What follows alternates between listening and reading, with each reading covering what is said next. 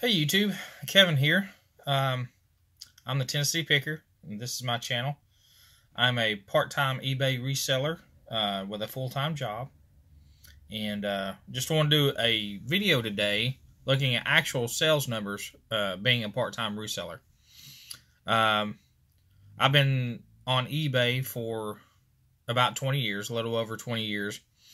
Never was really full-time, for longer than a month or two. I've always had a full-time job, except for in the mid-2000s, I was a general manager for an eBay drop-off store or an eBay auction site called New Markets.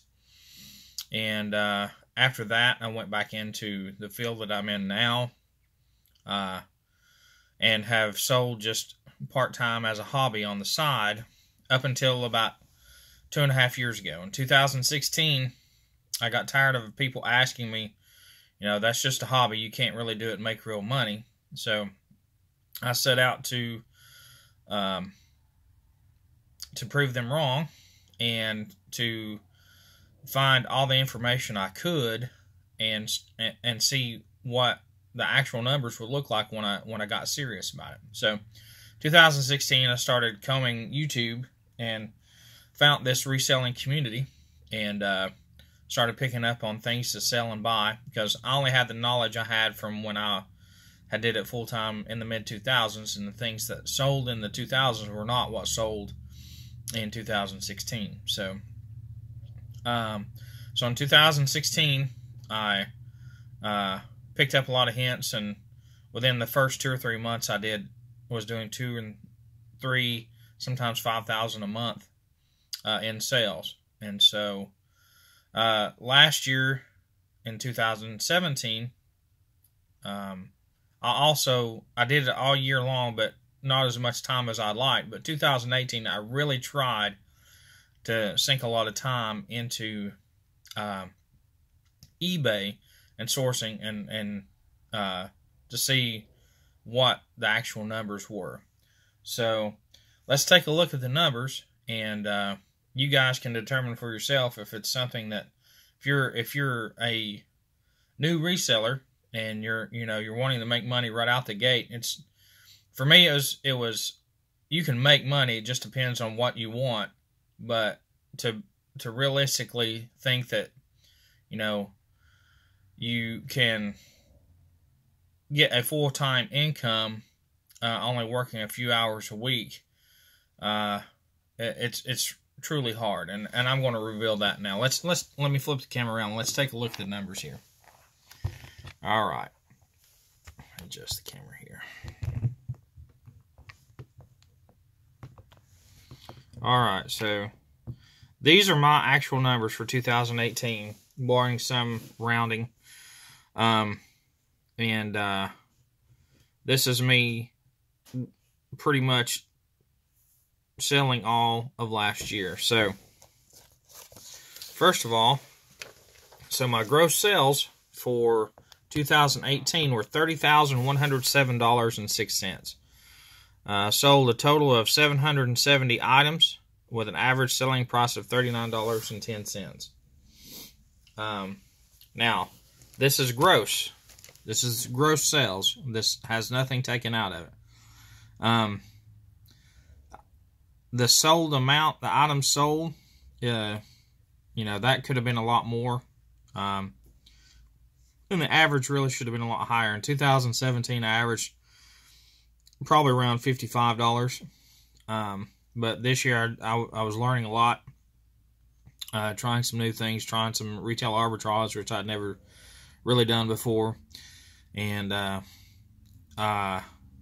happy with that. $30,000 in a year in sales, from not knowing anything a couple years ago. I'm happy about that, but I can do a lot better. So let's look at some costs here. All right, so when you have your costs, and your costs are going to be different from my costs, but you have your hard costs and your variable costs. Hard costs are what you're going to pay every time, as for example, the percentage of eBay and PayPal fees.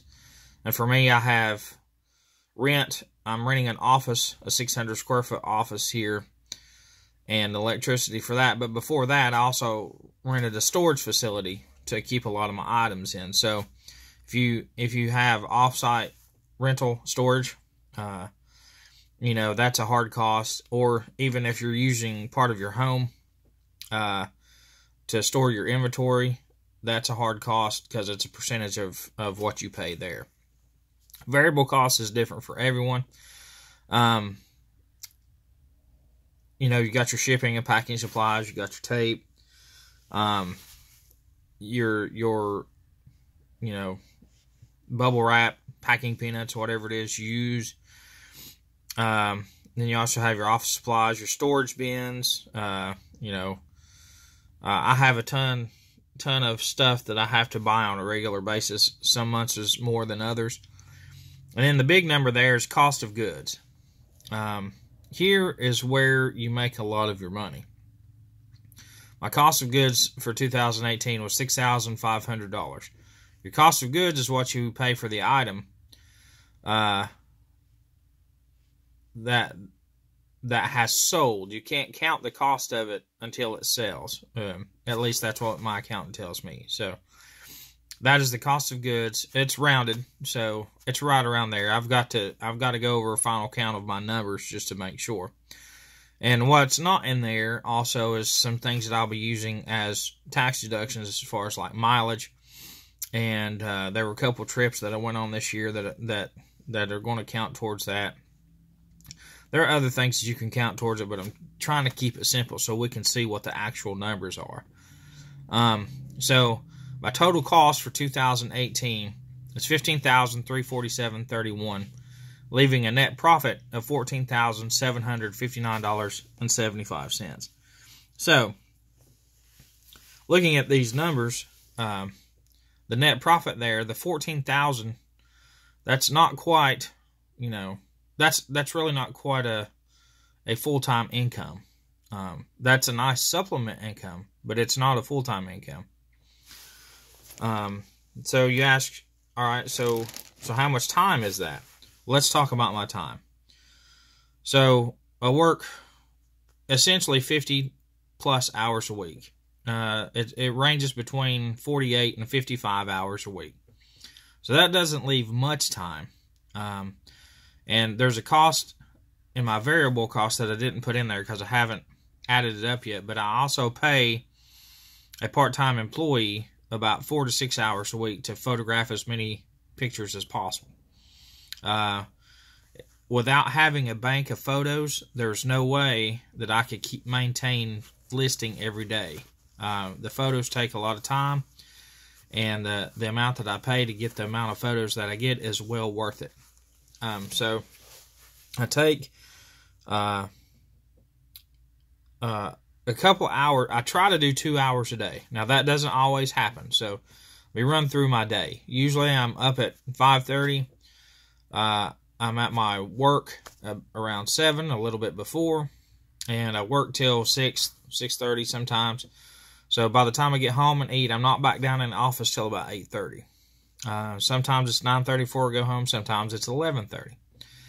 And then last year at this time, the first quarter of last year, I did not get to work on eBay as much as I would have liked. So last year, my job and typically the beginning of the year at my full-time job is super busy, and so I might have got to spend maybe 3 hours a week in the first quarter last year. So in 3 months, I didn't really get to spend a lot of time. So, but after that, I did try to spend at least 5 to 10 hours a week doing this stuff. But I really increased those hours from about August on, when I started the momentum board. That really helped a lot. That really motivated me, and I spent more hours here. But overall, as a whole year, my average a week was about 11 hours a week. So I did $14,759 doing about 11 hours a week. So that translates into almost about $28 an hour. So you figure, if you figure $10 hours a month, or 10 hours a week times 52 weeks, it's 520 hours divided, and you divide the 14,750 number by the 520, it comes out to around $28 an hour. That is okay. That is a decent amount. So that is what I want to increase. If I can increase my numbers this year by 5 hours a week, that will translate into more net profit. And so that's the number that I'm going to look at. Now, you can adjust all these numbers as a part-time reseller to maximize your time. I would suggest, I sell a lot of bigger items, but if you're part-time and can only do around 10 to 15 hours a week, what I would suggest is finding things that are not large at all, like small items that are easy to ship, easy to photograph. If you're having to do your photographs yourself, something like a video game that only takes like 4 or 5 pictures that you can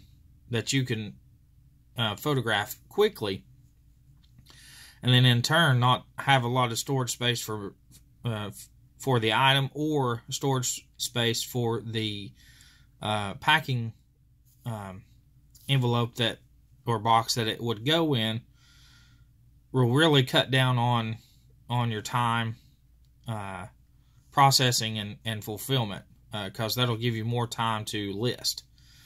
And that's the biggest thing. You have to list every day. In my opinion, that is the number one contributor to my growth, was starting to list every day. In 2019, I'm going to try to list at least 5 items a day. That's minimum. 5 items every single day. So, and then that'll count Saturday and Sunday. I'll try to do my 5 listings for Sunday on Saturday, so I'll have one day where I only have to do 1 or 2. I might still do 1 or 2 on Sunday, but for the most part, I have a minimum of 5 items a day, and I've stuck to that pretty good through January so far, and it's been working out pretty good. So there's other things there that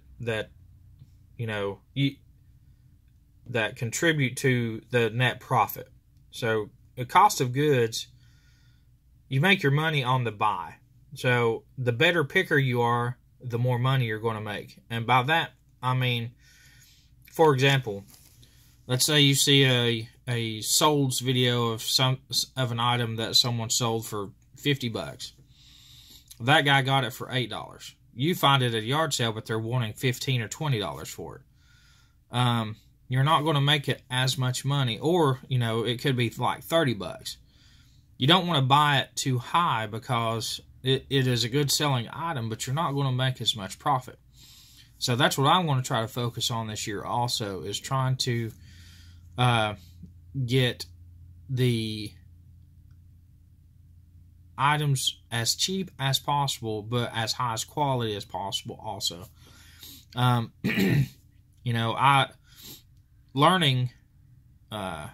to pick up on what sells and what doesn't. I was willing to pay up for a lot of items, and I was buying a lot also. That's how I'm educating myself, is by finding and picking items that if I don't know about or just have heard about, I'll get it in here, I'll process it through, I'll look it up myself, and I'll sell it myself. And then I've got a good mental list of items that have done really well and have not done really well. I've made a lot of bad buys. But that's all contributing to the education, and eventually will show up in the net profit line. So I would, number one, I'm going to constantly be listing. I'm going to constantly be checking my current items. That's another thing that I learned is I have a lot of items that are good till cancel that I would let get stale. So I've got to always be checking current pricing on my listed items. And I am also going to take my own advice. I'm going to try to consolidate bigger items into smaller inventory that move. So what I mean by that is I have a local store here that takes in trades and has a huge video game and DVD and Blu-ray selection. So I can take what I find at yard sales or take some inventory that isn't moving, that is big, and trade it in there, get trade value for the exact same thing, and then trade it for something that is moving and that is smaller. So that is something that I'm looking at doing this year also. But, taking a look at the numbers, I think, is the only way to actually see, what's it worth to you. I think, and of course the 14,000 there's going to be a lot more coming out of that. But I'm, was all the work that I did this year worth that number? It is for me. It might not be for you. So I'm going to do another one. I'm going to try to do one of these every year just to see what my growth is. And, I certainly can't quit my job based on that, And I like my job, but, eBay is a passion of mine. Maybe someday, there's a certain number that I have in mind, a net profit that, when I hit that, that'll be the day that I know that I'm ready to go full time. But I just wanted to share with you guys this stuff, and maybe if you're new or part time thinking about going to full time, maybe looking at these numbers might help you to take a closer look and decide if that's something that you want to try. But I would recommend taking a hard look at your numbers and actually going through your costs, your time, and seeing what that number is and deciding for yourself. So, really appreciate you guys watching. Thanks again, and have a great night.